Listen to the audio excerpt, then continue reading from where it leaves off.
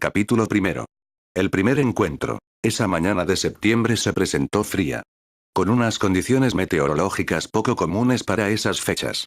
Fue poner un pie en la calle y el hedor penetró, a través de la ropa de abrigo, hasta su alma. Un punzante dolor le retuvo por unos segundos mientras las manos arropaban su rodilla derecha. Siempre que la humedad dominaba el ambiente se resentía de sus rodillas, especialmente de su diestra, a pesar de haber transcurrido ya una década desde el grave accidente. Su atlética figura iba perdiendo tonalidad con la edad. La última operación sufrida, de hernia umbilical, había mermado sus abdominales. Mostrándose de forma llamativa la mal llamada curva de la felicidad. Asumida esa primera pulla en su rodilla, retomó su camino hacia el centro educativo donde daba sus clases. 2 pasos y de nuevo el dolor penetró en su rodilla como agujas de costura, atravesando la piel para hundirse en la carne y alcanzar el nervio obturador en su rama articular. El proceso fisiológico, delatando que algo no funcionaba bien en esa rodilla, se intensificó a la altura del hueco popliteo. Apretó los labios, mostrando en el rostro una mueca de dolor. Para sonreír a continuación al recordar las pullas del picador en el programa de debate sobre la prohibición, o no de las corridas de toros, pensando para sí, que si la pobre res brava sufría con la misma intensidad que él, debían prohibir la fiesta. Consiguió recuperarse para reanudar la marcha, pero aún se detuvo varias veces antes de llegar a su destino. No distaba más de 600 metros de su casa, pero tardó cerca de 20 minutos. Al pisar el umbral de la entrada, sus articulaciones se habían calentado al mismo tiempo que su mente controlaba el dolor, entrando con naturalidad a su puesto de trabajo. Vestía con ropa de calle, a la que estaba poco habituado, pues al impartir la educación física siempre iba en chándal.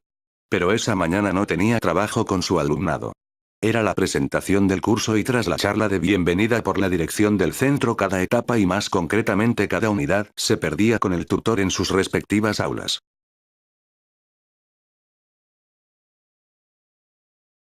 Los horarios, las normas de convivencia, las actividades a desarrollar, las salidas culturales y demás estrategias de enseñanza les irían transmitiendo a lo largo de la jornada. Su rostro cambió de expresión al encontrarse con sus primeros alumnos en el patio de recreo.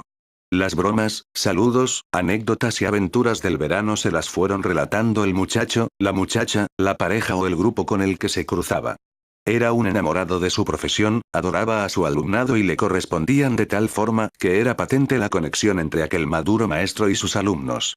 Él prefería el término de primaria, que el de profesor o catedrático más utilizado en las etapas que impartía clase. Le tocaba bregar con una banda de edad, entre los 13 y 18 años, dura, difícil, que sin una entrega y amor hacia su profesión, pero especialmente hacia esos jóvenes hubiera sido casi imposible llegar a sus casi 40 años de enseñanza.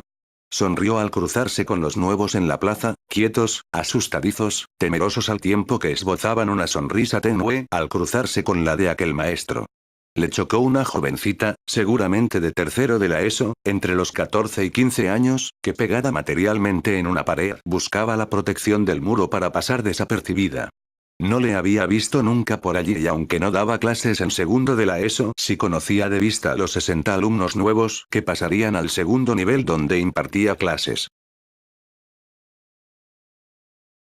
Más tarde se enteraría que no solo era nueva en el centro educativo, era nueva en la ciudad y en el país. No hacía ni 2 días que había aterrizado en España. Le tendió la mano y entrelazándola con la de ella le invitó a seguirle. Con los primeros pasos y sonriendo comentó: «No te preocupes, ahora mismo te busco un novio para que no te deje durante todo el curso». Su sonrisa femenina hasta límites fashion se transformó en una expresión de asombro. Se aproximó a uno de los veteranos de un curso superior, había pasado a cuarto y amén de su buena presencia tanto a nivel personal como académico era de lo mejorcito del centro. Los presentó y de inmediato los dejó solos para seguir bromeando con otros que rondaban por las proximidades. Estaba paralizada, no sabía cómo reaccionar, pero el maestro había sabido elegir bien a su compañero para que fuera perdiendo ese temor inicial a la novedad. Se presentó con naturalidad. «Me dicen David». Algo indecisa aguardó unos momentos para confesarle que le decían Andrea. Aquel acento del castellano dulce, sensual, acariciando el aire y arrastrado por las ondas, envolver el rostro de su interlocutor. Que sorprendido por su voz y tras fijar su mirada en ella, le llenó de tal forma que se produjo una conexión instantánea. Pronto consiguió con sus bromas, sus cumplidos y esa chispa característica de él, que la encantadora joven fuese perdiendo el miedo, mientras le iba mostrando los diferentes lugares de su nuevo centro de estudios. Faltaban unos 10 minutos, para entrar en el salón de actos y comenzar la jornada de presentación, cuando le preguntó con esa dulzura de las personas nacidas en Centroamérica. ¿Quién es ese profesor? ¿Son todos iguales? Sonrió, confesándole a continuación que era el maestro de educación física. Él prefiere ese término. Se llama Julián, aunque en la presentación pedía que le llamaran Brad Pitt, por su parecido manifiesto. Pero todos le llamamos Homer. Y te confesaré algo, no me he cruzado en la vida con un maestro como él. Es genial, divertido, atento, dispuesto. Mantiene el estatus de cada uno pero te sientes con él como con uno más de tus compañeros. Puedes pedirle lo que quieras si está en su mano te lo soluciona. Pero si es consciente que alguien lo puede hacer mejor que él, lo buscará para que te atienda. Es directo. También y es bueno que lo sepas, las pocas normas que pone hay que respetarlas hasta el límite. Pues siempre las pacta con el equipo de clase. Un curso no aceptó una de las que se plantearon y lo respetó. Es genial pero ya te irás dando cuenta tú misma. De nuevo esa expresión, 100% femenina, mostrando su asombro. David le confesó que no se ofendía en absoluto con lo de Homer. Siempre en su primer contacto con el alumnado nos confesaba que prefería que le llamaran Homer a don Julián. Asegurando que lo que ofende, no son las palabras sino las formas y los momentos que se expresan. Don Julián permaneció con el equipo de segundo ciclo durante la media hora que duró la presentación por parte de la dirección pedagógica. Luego salió al patio. En su soledad y en silencio, comenzó a recorrer aquellas instalaciones deportivas. El alumnado del primer ciclo se perdió con sus respectivos tutores en las aulas designadas a cada grupo. De sus casi 40 años en la enseñanza, había disfrutado de lo lindo con su hobby, pues no lo consideraba un trabajo aunque estuviera remunerado. Sin embargo, desde hacía casi una década, concretamente sus últimos 8 años, los constantes cambios en los sistemas por parte del ministerio y el rumbo tomado por la dirección de su centro le tenían profundamente preocupado. En la soledad de su gran aula, el patio, comenzó a caminar por los 3 recintos por donde solía moverse para impartir su labor. El sol comenzaba a dominar la humedad inicial de esa mañana, al tiempo que sus ondas elevaban la temperatura ambiente, proporcionando una sensación más acorde con la decadencia del verano. La jornada fue desprendiéndose de la humedad inicial.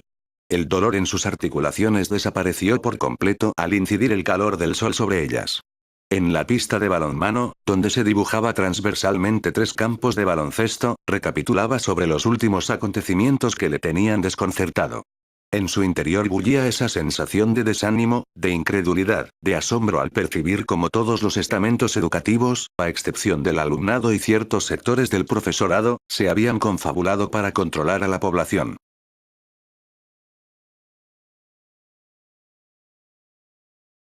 Con el único objetivo de conseguir que las generaciones obedeciesen a unos parámetros de conducta, que nada tenía que ver con la formación integral del individuo, para el logro de intereses muy concretos. Abocando esa línea en las pretensiones del poder económico que controlaba un mundo que pretendía ser globalizado. El amor y respeto por la tierra donde uno había nacido. Le parecía imprescindible conocer su historia, su cultura, sus inquietudes, sus virtudes, también sus defectos para subsanarlos. Pero esa obsesión ultranacionalista del gobierno autónomo le sonaba a los sistemas totalitarios que habían padecido y que gracias a los cielos o lo que desee la gente, abandonaron la península hacía cerca de 4 décadas.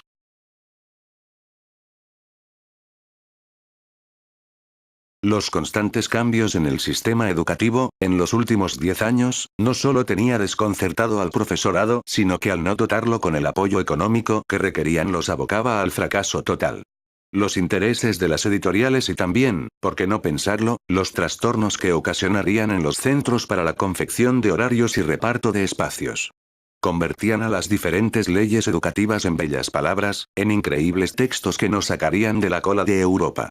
Por el contrario, todas esas trabas, amén del desconcierto del profesorado, con los modos que se estaba aplicando lo convertían en auténticos fiascos. ¿Dónde estaba la educación integral del alumnado? ¿Dónde estaba el objetivo de conseguir la educación individualizada para el logro de la máxima potencialidad del individuo? ¿Dónde quedaba la libertad de cátedra del profesorado?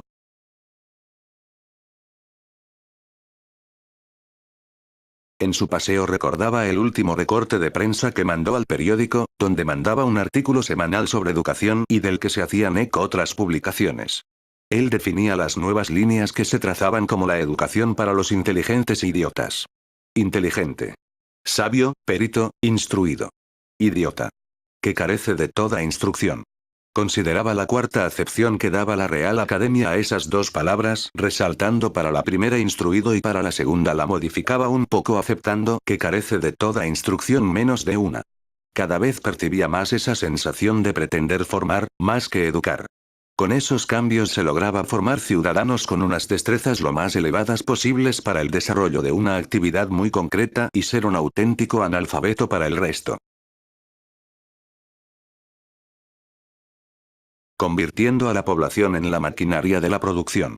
Con la gran ventaja con respecto a la que provocó la era industrial de poder rectificar su conducta cuando algo no se concluía correctamente.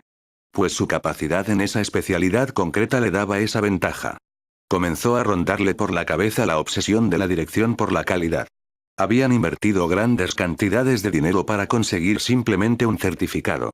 Pues el tipo de calidad que se realizaba en el centro era más bien empresarial. Pura rutina burocrática. Y como consecuencia una gran dedicación por parte del profesorado al cumplimentar ese papeleo distrayéndole del verdadero objetivo. Los niños o jóvenes. Pero conforme se iba comiendo el coco, se percataba que no solo estaba sucediendo en su campo de trabajo. En general el desprestigio de los profesionales en todas las áreas se estaba fomentando para sembrar dudas, presiones y poder aplicar una política de atenazar a los ciudadanos. Más del 60% de la población estaba hipotecada de por vida. Iban a vivir para trabajar y no trabajar para vivir. Como profesional que era debía seguir las pautas marcadas por la Consejería de Educación. Y era una persona que jamás hacía algo fuera de lo programado. También es cierto que tenía dentro de su metodología programadas al menos 2 alternativas para cada sesión.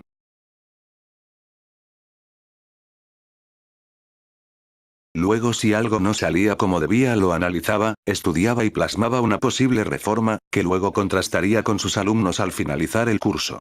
Pero el tener que seguir esas pautas en las que no creía le llevaba demasiado tiempo extra para tenerlo preparado dentro de su filosofía de la enseñanza, que siempre resumía con 2 frases. Conocimiento lo más profundo de tu alumnado. Y amor hacia el individuo. Esa es la clave de la educación y se puede aplicar cualquier método, cualquier objetivo, cualquier forma de evaluar, cualquier actividad que si se cumplen esos 2 principios tendrás el éxito en la educación individualizada e integral de tu alumnado. Brad Pitt. ¿No vienes a la presentación de bachiller? La llamada de atención por parte de un alumno de bachillerato le sacó de sus cavilaciones. Sonrió al muchacho y conversando con él entraron juntos al teatro para escuchar por segunda vez el discurso de la dirección. Finalizada la charla, Julián se encaminó hacia el despacho del director pedagógico para recoger las listas de su alumnado y el horario del incipiente curso académico. Tras los saludos correspondientes y la entrega de la documentación que había ido a buscar, el director, conocedor de las inquietudes de aquel profesional, le preguntó cómo iban los ánimos. Era si no el mejor considerado por todos los estamentos, si uno de los mejores maestros del centro. En el campo del alumnado ahí era indiscutible.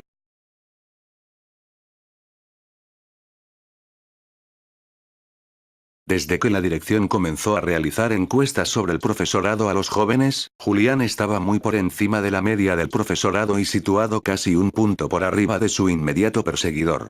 Tanto la dirección como los jefes de estudio y los padres eran conscientes de la calidad de ese educador. Especialmente el director pedagógico sabía de la situación por la que atravesaba ese gran profesional. Julián lanzó un comentario cargado de ironía muy común en él en los últimos tiempos y se despidió de su compañero de trabajo para regresar a casa, pues de momento hasta la tarde estaba libre. En primer lugar, antes de abandonar el centro educativo, pasó por secretaría para solicitar del secretario el listado del alumnado, de segundo ciclo de la ESO y bachiller del incipiente curso académico, en formato digital.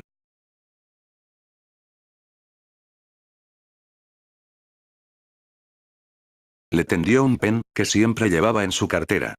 Pues los trabajos que mandaba o la autoevaluación realizada por su alumnado lo hacía por medio informático. Utilizándolo también para el alumnado que a última hora le llevaba el trabajo en un CD, DVD o en otro medio tecnológico, alegando que no le funcionaba Internet. Lo descargaba en un ordenador del centro para pasarlo a su artilugio informático. Posteriormente lo guardaba en el ordenador de casa. Le tendió el pen al secretario y una vez descargados los archivos solicitados abandonó el recinto escolar. Llegó a casa. De nuevo en soledad. Como adoraba esa palabra, pero especialmente como la anhelaba hacerla realidad. Si bien en más de una ocasión le hubiera gustado compartir su vida con alguien. Especialmente en esos últimos años donde la situación de la sociedad en la que le estaba tocando vivir esa última década le defraudaba totalmente. También, aunque rara vez caía enfermo, cuando la fiebre se apoderaba de su cuerpo, le hubiera gustado tener a alguien a su lado. Pero no era menos cierto que siempre estaba rodeado de jóvenes, su trabajo así lo requería. En ese incipiente curso le iba a tocar bregar con 285 adolescentes, 135 chicos, 150 chicas. Era un enamorado de las citas e incluso se atrevía a escribir alguna. Sobre la soledad tenía una que la solía poner en su blogger, en su Messenger o en el Facebook. La soledad me ahoga, me castiga, me humilla, me flagela, me angustia, me atrapa, pero bendita soledad. Era una persona metódica, ordenada y se encargaba personalmente de mantener en inmaculadas condiciones su palacete próximo a los 300 metros cuadrados. Solía cocinar y no se le daba mal, pero especialmente en épocas de evaluación o finales de curso, más de una vez comía en el comedor del centro escolar. Aunque en esa última década procuraba salir de aquellas paredes e iba a un bar cercano a comer de menú, de bocadillo. O como su situación financiera no era precisamente precaria, entraba en el mejor restaurante de Donostia y comía como solía hacerlo con la familia. Tenía muchos conocidos, pero amigo lo que se dice amistad ninguna. Con 14 años, estudiando bachiller, en los años 60, mantuvo un grupo de amigos. En concreto eran 4. Pero en un viaje de fin de curso, al que no pudo ir, por estar castigado al no superar una asignatura en junio, los perdió en un accidente de aviación. Aquello le marcó mucho y tenía serias dificultades para relacionarse con las personas en ese grado de intimidad. Sí que conocía a montones de personas y mantenía una buena relación con un buen número de compañeros de trabajo. E incluso con algunos padres entabló una relación algo más intensa que la mera escolar, principalmente con los que presentaban problemas económicos o se habían visto abocados en los últimos tiempos al paro. Pero nunca llegó a intimar hasta el punto de considerarlos amigos. Tras cerrar la puerta, abrió el armario empotrado del recibidor. Colgó la prenda de abrigo, dejando a derecha el comedor y la cocina para entrar por la situada a la izquierda, donde estaba ubicado su despacho. Un espacio cercano a los 20 metros cuadrados. Dejó la cartera sobre una amplia mesa y salió del despacho por otra puerta distinta, colándose en el servicio y aprovechó para visitar a Roca. Se lavó las manos para entrar a continuación al dormitorio principal. Comenzó a desnudarse, dejando el pantalón y el jersey en el vestidor. Recogió la ropa interior, junto a la camisa y la introdujo en una cesta de mimbre, pegada al ropero, donde depositaba la ropa sucia. Abrió el armario buscando una muda limpia y ropa cómoda para estar en casa. Descolgó la bata para dejarla a continuación en el vestidor y la muda junto a la ropa la depositó sobre la cama. Desnudo regresó al aseo, conectó el jacuzzi, entrando a continuación para relajarse unos minutos mientras se iba llenando el vaso. Una vez acoplado en posición relajante, conectó la música desde los mandos del jacuzzi y escuchando canciones se quedó medio adormilado. Paró aquel artilugio, quitó el tapón y con la alcachofa de la ducha comenzó a mojarse el pelo. Se dio un buen masaje en el cuero cabelludo con el champú. Luego embadurnó la esponja con musel, gel que solía utilizar para finalizar la limpieza del cuerpo y volvió a coger la alcachofa para quitarse la espuma. Luego inició una buena limpieza del vaso del jacuzzi. Se envolvió en la toalla y una vez seco se puso el albornoz para ir al lavabo a afeitarse. Lo primero que hizo fue ir a su habitación, coger la cesta con la ropa sucia y acercarse a la cocina para colocar la colada en la lavadora. Puso al fuego la comida, que se había preparado esa mañana antes de ir al trabajo, en la vitrocerámica conectándola al mínimo. Regresó al despacho para ponerse a preparar la presentación con los grupos de alumnos que tendría al día siguiente. Lo cierto es que lo tenía todo preparado desde finales de julio, pues no había terminado un curso cuando ya estaba preparando el siguiente con los cambios necesarios, siguiendo las pautas marcadas durante el mismo y aceptando las sugerencias más repetidas por su alumnado.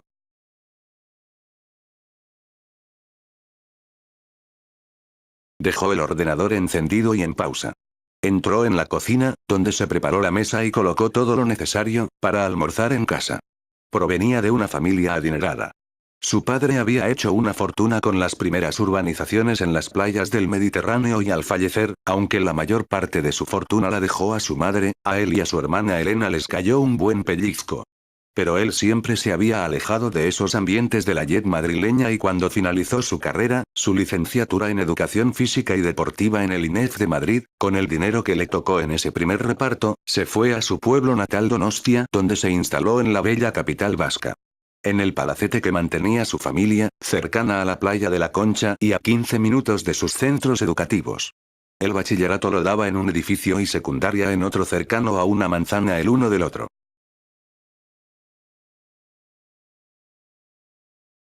Su hermana se había casado con el presidente de uno de los bancos punteros del país y tenía 4 niños. Eran unos mimados, maleducados y cretinos. Solo se acercaba por Madrid en Navidades y lo hacía por su madre que últimamente andaba con demasiados achaques. Alguna vez se escapó en Semana Santa o en verano, cuando sabía que su hermana había salido de vacaciones.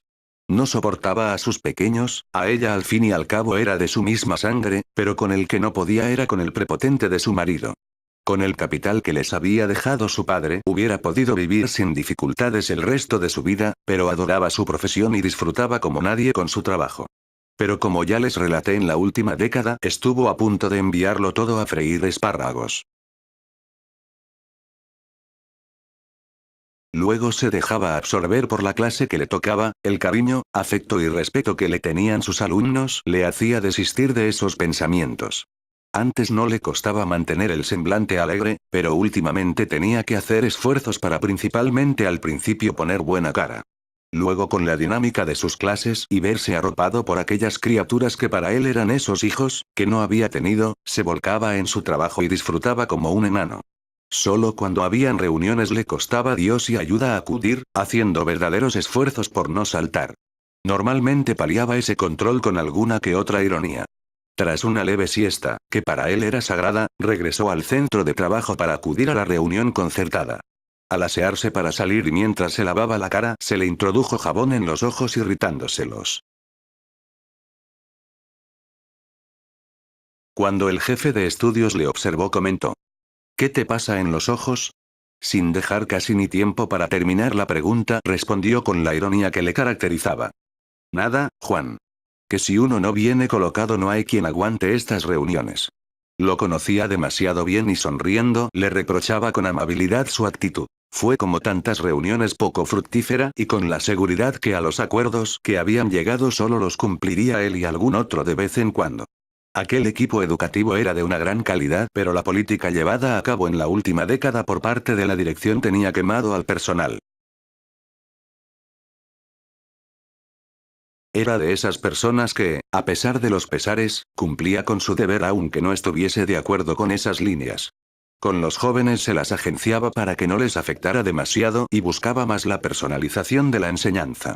Al salir de la reunión, como el día alargaba, decidió pasear para descargar la adrenalina acumulada. Iba con una cadencia más lenta de lo normal en él. Mientras su mente continuaba reflexionando sobre todo lo sucedido en ese día. Una brisa fresca le hizo reaccionar, descolgando de sus hombros la rebeca que llevaba para cubrirse de la humedad de la brisa marina. Al volver de sus cavilaciones se sorprendió al verse por la playa de la Concha. Giró su mirada a la izquierda y ante él se elevaba el bello edificio del ayuntamiento. Continuó caminando dejando a su izquierda las edificaciones y la playa a la derecha.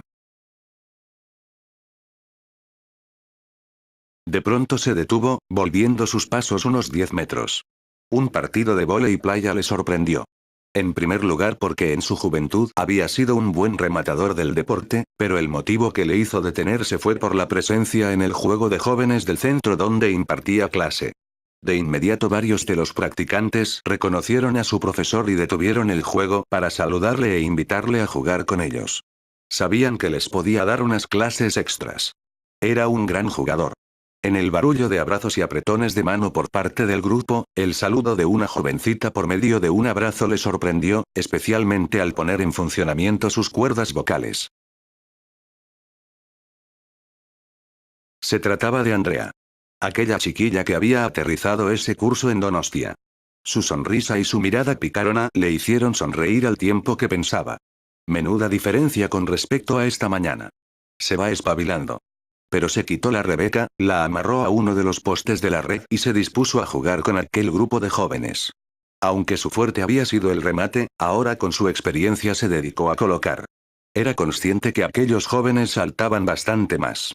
Andrea no lo hacía nada mal, pasando unos minutos encantadores. Finalizando el partido con un buen repaso al equipo rival por parte del compuesto por Julián y su alumnado. Los saludos y felicitaciones dieron pie a que los jóvenes se metieran en las duchas para deshacerse del sudor y la arena, mientras Julián se despedía para irse hacia casa, cambiarse de ropa y darse una buena ducha. Antes de abandonar la playa le felicitaron. Sin él no habrían ganado. Lo abrazaban y estrechaban su mano con verdadero cariño y devoción. Tanto Andrea como la otra joven que jugó en el equipo posaron sus labios en las mejillas de aquel maduro profesor, mientras le regalaban esa sonrisa dulce, ingenua y femenina propia de las adolescentes.